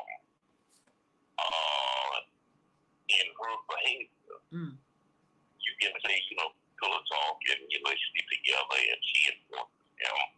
But it's very hard to prove, particularly with a justice who's been so consistent in his own conservative views. The issue, I think it should really have to be more focused upon her and her activity, because that's more provable and more probable. And you can follow the flow of money and the flow of influence. She's also a lobbyist. And so being a lobbyist, she works for people, for some people. And you can also track how that money flows and whose influence she represents. Whereas implicating him is going to be much more difficult because it's not a direct cause and effect relationship there between his decisions and her behavior. And of course, in my opinion, Mom. Well, I mean, because before I go to Pam from the West Side, say she was brought up on charges, he wouldn't have to testify. I mean, as her husband. Now, do you think that he would have I'm asking you this question, would he have to testify as her husband? Would he be compelled to? Or just given the fact that he occupies one of the highest offices in the land, one of the highest positions, should he feel compelled um, to share? I mean, just to preserve the integrity of his seat of the court. What do you think, Daryl Jones? Well, yeah, one of the things that we say of sitting judges, wherever they are, whether it's a local court or it's the Supreme Court of the United States, is the one thing that is to be avoided is the appearance of any impropriety. And if there's even the appearance of an impropriety, that you were to remove yourself from that. And that is for the trust of the people. Because people need to know that that you're above that. You don't want any question with regards to the decision that the court is making, because we want the court to be fair. We want the court to take the information in a balanced manner, to be able to consider the cases and render a fair and impartial decision. When you start putting that thumb on the scale and your wife has the interest and is talking to you about stuff that's going on and pushing for a position that's favorable to her side, you start losing certainly a lot of that fairness. And certainly as the information comes out, the whole appearance of the impropriety is just so blatant here that's what makes it problematic on a very basic sense, in a very foundational sense. And that's before you get to any legal standards as to what should happen. Clearly, we know that if this were a federal district court judge or a federal circuit court judge, that there would be actions that could be taken. But there are remedies that are available and organizations that are in place to overlook all of this. It doesn't exist for the Supreme Court. And I think that as a minimum, what we see happening here is the outcall for such an entity to exist that can oversee the ethics of the Supreme Court and to pull justices in that are out of line. I think that at a minimum is what we should see occurring here. And in my opinion, in all fairness, I don't see why we don't have it. It just seems as though it should be there. This is the instance now that's really coming up and has blown up in our faces with regards to saying you need this. So the question is, as a response now, will Congress now push some type of legislative piece? And I don't even know if the answer is that Congress can do it, because we're talking about the different branches of government, being the legislative and the judiciary branch, monitoring judicial activity. So it may be something that the Supremes themselves have to put in place, this type of commission. And that would make sense to me. I'm sure that at least 8 of the 9 of them would be willing to vote for that. I don't know. Let me go to Pam from the West Side. Pam, what's on your mind today? Good morning, Santita, and good morning to the panel. Here's where I am, Santita. If Trump doesn't go to jail, then let's let every other criminal in jail out. I don't care if he is the president. Clarence Thomas and Jenny is unethical and it's corrupt. And I have no faith right now in the Supreme Court. Now, having Judge Ketanji Brown Jackson is helping to restore some integrity. But for the most part, I don't. And I see this as part 3 of the conspiracy to take over this government. Santita, we talk about Putin wanting to galvanize the Soviet Union again. It seems to me there are a lot of people working to have the South rise again, and that's not a good thing. So Clarence Thomas, for me, needs to be impeached. I will be sending an email to that effect to my senators, because they have to be held accountable. Because, Santita, I'm going to ask this to you and your panel.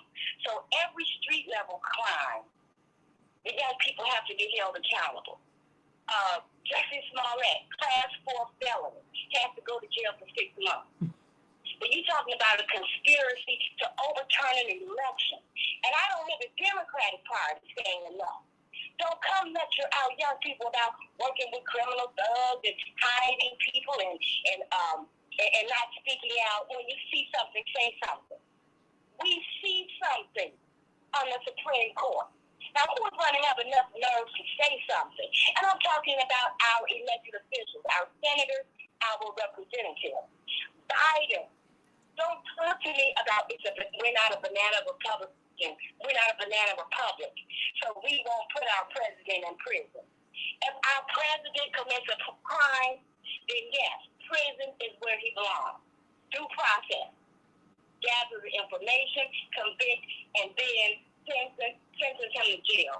Santita, I am sick and tired of people being too high and mighty. And we can't have these discussions like you're having right now. Thank you. Jenny Thomas, yes. The only reason she had access to medals is because of Clarence Thomas. We're not fools. And I'm sick of it. So if they don't go to jail, let's just let everybody out of jail. Because we have some criminals in high places. And people won't call them out. Every former president should stand up and say it's time for Trump to go, it's time to clean house. Throughout Senate, representatives, I don't care, independent, Democratic, Republican. Too many criminals operate our highest levels of government, and they're not bound by any effort. Well, you know what, Pam?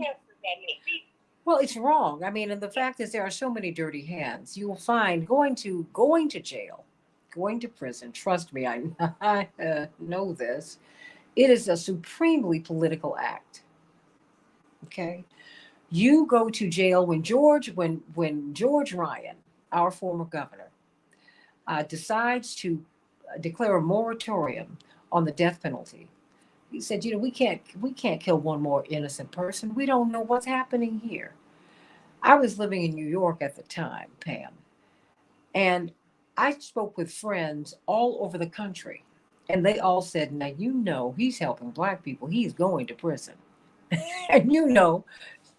And in short order, he was in prison.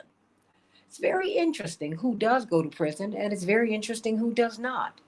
It's very interesting whom we label war criminals and who we don't label war criminals. It's all very, very political, and I tell you, it tilts toward the powerful, Pam. It tilts toward the powerful. And that's why we need to look at this today. Because, as you said, stay right there, Pam, as you said, Attorney Jones, Sure. She could get a subpoena and just not answer it. Like people called upon her husband to recuse himself from this particular case, where this trove of documents would be released relating to January 6th and the 2020 election. And he just opted not to recuse himself. Attorney Darrell Jones, how does that work? I mean, you mean to tell me the Supreme Court has no breaks, no checks, no balances, nothing? The Supreme Court has no checks, no balances, nothing. And they are the head of the judiciary branch of government. And that is the position that they've placed themselves in. And so we're at a point now where they're going to have to react. And let me tell you, their silence, the silence of the Supreme Court on this issue up to this point is deafening. Their silence is deafening because people, our citizens, deserve to hear something. How are you going to right this ship? This ship, the trust that's on this ship is sinking. What are they going to do to right this ship? And right now, they're doing nothing. They're saying nothing. They're going along their business from what we can tell as if nothing has occurred. So this is not something that's simply going to disappear. It's going to continue as long as I believe that so long as January 6th Commission continues to reach down, the issue is going to continue to be there until some type of action is done.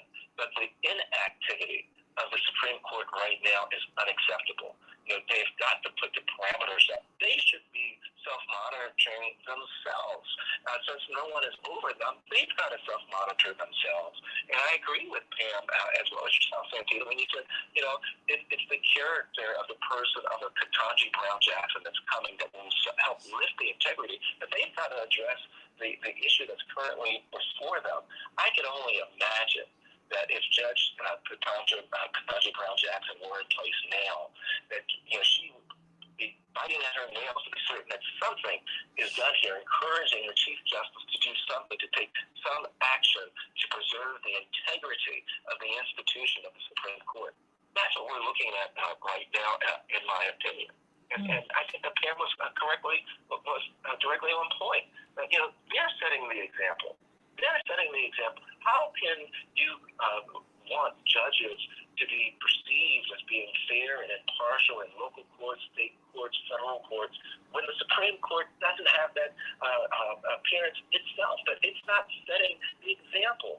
That's where we are right now. I think Pam's 100% on point. I also think that you can lift up the example, Santita, of the Manhattan DA that was going after former President Trump. And then the DA, the subsequent DA comes in and stops the investigation, knowing they got stuff on the guy, knowing that they're headed toward some type of conviction. They stop it. It questions the integrity of the institution. And that's what I am extremely concerned about with Jay Thomas and Clarence Thomas and what's happening with the Supreme Court and what it means for the judiciary branch of government in general. In all the courts, quite frankly, because, this has been the year of the courts. Attorney Darrell Jones, chair of the Transformative Justice Coalition, Dwight McKee. We have had these cameras in these courtrooms, and we are looking at these. We're giving these judges the side eye, and deservedly so. They're not perfect. And we've seen, Dwight, enough mischief in the system to know that there is corruption and it's rotten. And the rot needs to be rooted out so that we can have a system that we can trust and have a government that we can trust and not have, otherwise January 6th was the tip of the iceberg. And we all know there's more underneath with the iceberg than we see at the top. I've got 2 minutes, Dwight, before we go. The final word belongs to you.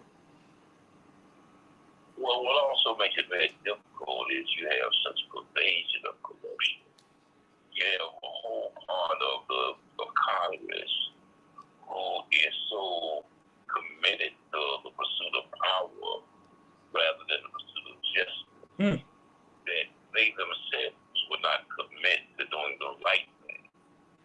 They would actually block the right thing being done so they can maintain their positions of privilege and of power. And so with so much corruption, unless you can purge the whole system, you almost are stuck with what you have. We almost have to deal with this election by election, candidate by candidate, because even if you impeach the Supreme Court justice as you impeach Trump, you still have to have majority of the Senate and the House convicted. Impeachment is just an indictment. You still have to find them guilty. And that's how the process has been blocked all the way through. And so this corruption of money and power and this captivation of corporate interests is so pervasive, is that we almost have to have a purge of the whole government in order to make it work. Well, you know what? I think that this is a great time for us all to be alive, everybody. Because a lot of the things that we've whispered about, a lot of the things, quite frankly, that marginalized people have experienced, now the so-called mainstream is experiencing. And this is our opportunity to make things right. We can do that. We can do that. I'm not trying to diminish anyone. What I'm trying to do is clean up the system so that we can all get well and get right and be well together. So, let the chips fall where they may. I mean, I do believe that the behavior here has been inappropriate. And what's so dangerous about this is that it makes people like Pam and Triple T and all of us citizens lose a little faith. And that's not That's not what we deserve, and that's not where we need to be. You know, you can't. When you look at that greenback, you've got to have faith in that greenback in order for it to mean something. So think about that. We have to push to make the government what it's supposed to be. And think about who is taken to jail. Think about who is sent to prison and those who are protected from prison. Think about that. Think about that. I love everybody. Attorney Darrell Jones, having finished his half marathon yesterday, I'm glad he was able to get up and he is at it again today. And Dwight McKee and Pam and Triple T, Doctors Deborah Holden and Shanina Knighton and Reverend Todd Urey and Bryce Green and Dr. David Gibbs. Thank you, Devin, for a great show. I'll see you tomorrow, everybody, on the Santita Jackson Show. Sending you much love. God bless you. My handsome gents, I'm going to let you go. Pam, are you still there?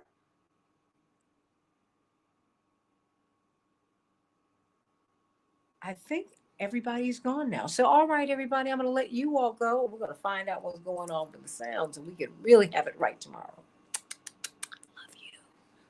Thank you much, Santita. Have a great one. Oh, okay. I was like, he's gone now. Hey, have a great one. Have a great one. All righty. God bless everybody. Thank you.